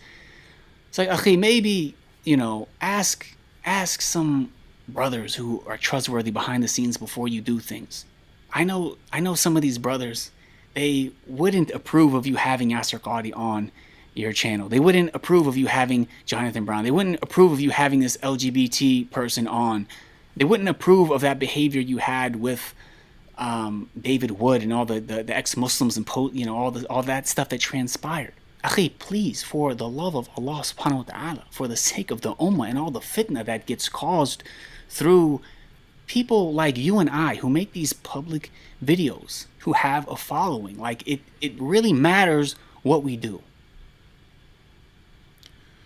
Subhanahu wa ta'ala. Yeah. Now, if I were Sajid there, and I wanted Muhammad Hijab to have some hikmah, but he doesn't. And so you want to come up with some replacement hikmah, right? Because guess what, ladies and gentlemen, you either have the hikmah or you don't. If you don't have the hikmah, then you need to be under the authority of some other Muslims who have the hikmah, right? The hikmah, right? And they have the hikmah. And so he actually gives the best advice he can give to Muhammad Hijab there. Like, Muhammad Hijab, you keep making really, really, really, really bad decisions that are leading people to doubt Islam, that are giving people ammunition to use against the Dawah, that are causing a backlash against Islam, causing people to desecrate the Quran and so on. You obviously do not have the hikmah. What you need to surround yourself by some wiser Muslims, and every time you come up with one of your brilliant ideas, oh, I got an idea. Huh. Me tell him golden showers. This me no good idea. Oh, golden. How me spell this, right? Before you do that, dude, you need to ask someone. You need to ask some wiser people around you. You agree? Golden shower coming good? Make me strong? Oh, make strong? No, dude, don't do that. Don't do that, right? So notice this is some people are very impulsive. They do whatever pops into their head and so on. And you either need to get some sort of self-regulation, or if you can't do that, you just need to surround yourself by some wiser people. So that's what Sajid is saying. But I will respond to Sajid and say to Muhammad Hijab, do not listen to him, Hijab. You do you, buddy. Don't listen to them.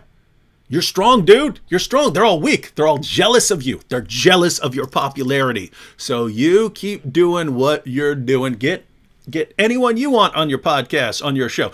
Who are these people that say they don't have anywhere near your followers? Why are they telling you, the great Muhammad Hijab, what to do? Don't listen to them, dude. You just keep doing your dawah the way you do it. And, you know what's funny? And we'll be watching. We'll be watching.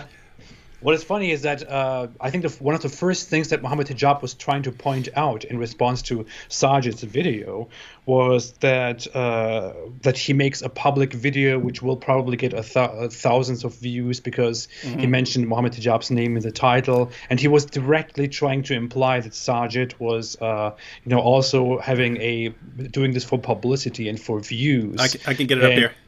Yeah, and he was doing this, and the shaitan, the Satan, would find a way to Sajid's heart in more than just one way, which implies that Sajid is doing this for the publicity, to be recognized as a public figure alongside Muhammad, egoism, views, and all that stuff. And many of Muhammad Hijab's fans also then asserted that Sajid only made this public video to get popularity and to get views over Muhammad Hijab, which is very funny. Do you want to read the tweet quickly? Where is that? Yeah, I got it here. It says, matter of fact, let's go back just slightly because these kind of tie it together well. But notice at the top here we have, if you want to be we read this earlier, but watch how it ties into the one right below that. If you want to be a public dawah personality, this is what you should expect. 1, become unemployable because of your tweets. 2, become a target for non-Muslims because of your tweets.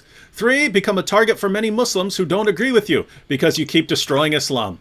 4, strain your family life. And 5, be in physical threat. Yeah. If only we knew what that felt like, AB. All right. So then right before that we had, why do people seek popularity when even a little bit of it causes so much pain and distress in life? You're constantly reminded of your mistakes and become a target for both friends and foes. Poor. It's so hard. I'm about to. If I could cry, I'd be crying right now for him, man. It's sad.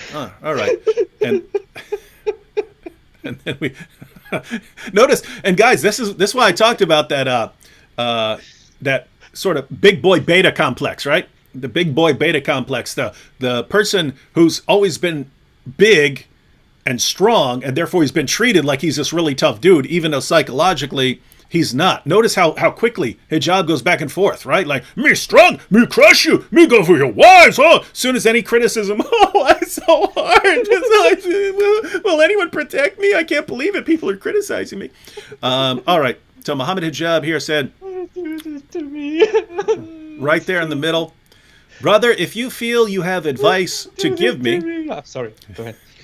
So this is his reply to Sajid. Okay. Brother, if you feel you have advice to give me, you could take my number from Fareed or Daniel and give it to me personally, making a video with my name on it, which will get many thousands of views, may give the shaitan an entrance into your heart in more ways than one. So maybe, Sajid, maybe it's you who lacks the hikmah. You don't have the hikmah. You ain't got the hikmah. Oh, hey, dude. Hey, you guys are talking about mixing up songs, man. You need to mix up some. You don't have the hikmah, because that's the way to go. The hikmah. All right. Yeah. Go ahead and continue. Just wanted to read that since you referred to it. Go ahead. Oh yeah. So I wanted to say something about this. Yeah. Okay. Sorry. That's what you were saying. So here's what I want to point out. Muhammad Hijab is directly pointing out that Sajid is doing this for publicity, and many of Muhammad Hijab's fans are also pointing out that Sajid is probably doing this for publicity because he wants to get views over Muhammad Hijab, because he wants to be an authoritative figure. And the issue is, it is part of it. I'm sorry, these Muslim apologists might argue as much as they want that they are only doing this for Allah and for the Ummah and whatever it is, but no, it is publicity is part of this. It is always there. It is always within this, and there is absolutely no use in denying that. I'm very sorry. And here's the hypocrisy that I want to talk to you about quickly. I also have a surprise to you, David, by the way. Sweet. Sajid Lipham is, or whatever his name is the guy who is telling people that they should not talk about ex-Muslims, they should not talk about critics of Islam, they should not talk about David Wood and Apostate Prophet and transgender people and this and that, because it all causes doubts, and we shouldn't go after, publicity and this and that. But I just went on Sajid's video, which we are currently watching. Yeah, I went on his video, which we are currently watching, and I have this tool which shows me which tags the creator of the channel used in the video. And guess what? Sajid used 3 tags for his video to make it, to make the algorithm arise and make that video popular. Those tags are Muhammad Hijab, Yasser Qadi, and David Wood. Nice. No, wait, Hijab got this one right. Right? He's in it for the views. Mm-hmm. But guys, and he's including you. He's talking about how we shouldn't talk about these figures, but he used you as a tag to his video. But this is, guys. So think about this situation, because the more mature Dawah generation, scholar generation, apologist generation, they're being pushed out and marginalized for saying things that don't agree with what this younger generation has been raised to believe by these same guys, right? So now they're going after each other. And if you see someone like Hijab doing the stupidest things you've ever seen in your life, I mean, just wrecking people's confidence in Islam, just practically begging people to desecrate the Quran, right? You see someone doing all of this, you got to keep your mouth shut, because if you open your mouth, then you're just trying to get popularity, right? You're seeing this guy is so popular. Guys, been calling it. I said, as these guys get more and more popular, they aren't going to be able to take it. Anyone who disagrees with them, how can you disagree with me, right? It's like when Candace Owens and what's her name? That rapper, Cardi B were having their Twitter feud. And I didn't see the actual feud. I saw some videos that people made going with the back and forth exchange. But Cardi B was saying, how can you disagree with me? I know more about you. I pay more taxes and I have the #1 song, right? You get to a mentality of, look how popular I am. If I were wrong, how would I be so popular? So guys, if you think Dawah is creating some monsters now with people like Hijab and Ali Dawah, I believe these guys will eventually pass us, right? I believe these guys are eventually going to pass me. They're going to be massively popular because there are so many people out there who have a similar mindset. So Ali Dawah is going to get even bigger. Muhammad Hijab's going to get even bigger. And if you think they got some problems now, wait till they have even more people cheering them on, and there's no one left to sort of rein them in. It is going to be epic. Everyone will be cheering them on, and I will be one of the people cheering them on. And you know what? We'll be watching. We'll be watching. Yeah. I got the hikmah, boy. I want to give my friendly advice. I have hikmah. I have the hikmah. I got the hikmah, and with my hikmah, I want to give the hikmah and the advice to the nasiha, to the Muslim apologists who are going on YouTube and making YouTube videos and trying to spread Islam through YouTube videos. You have to realize, dear Sajid, dear Muhammad Hijab, dear Ali Dawah, dear Daniel Kikachu, and whatever your names are down there, you have to realize one thing. If you have the hikmah, then you realize that if you are on YouTube and you get views and you get likes and you get subscribers and publicity and all that, you start feeling important. And like Muhammad Hijab, like Sajid, and like Daniel Kikachu, because when people watch you and they ask you these questions and they ask for your approval, it makes you feel important, and you don't want that. You don't want to be distracted by such things. You want to focus on only serving Islam, only serving Allah, only being slaves to Allah. You don't want to be masters. You don't want to be people that people look up to. So here's what you should do. What you should do if you have the hikmah: close your YouTube channels. Close your YouTube channels. close your YouTube channels, delete your videos, take them down, forget about likes, forget about views, forget about subscribers. Don't make excuses. Don't say, well, it's only for, to reach the public and to spread the message and to spread the, no. It plays with your message, with your goals, with your ego, with all of that. It distracts you. It makes you go astray. Like Mohammed Hijab, who has done very crazy things because of the publicity and because of the respect that he receives from people. In order to avoid all of that, in order to get rid of all of that, there is only one right thing that you must do, and you know that is true if you have the hikmah, which I have. Close your YouTube channels, delete your videos, say goodbye, say thanks for everything. Don't even say thanks, just thank Allah.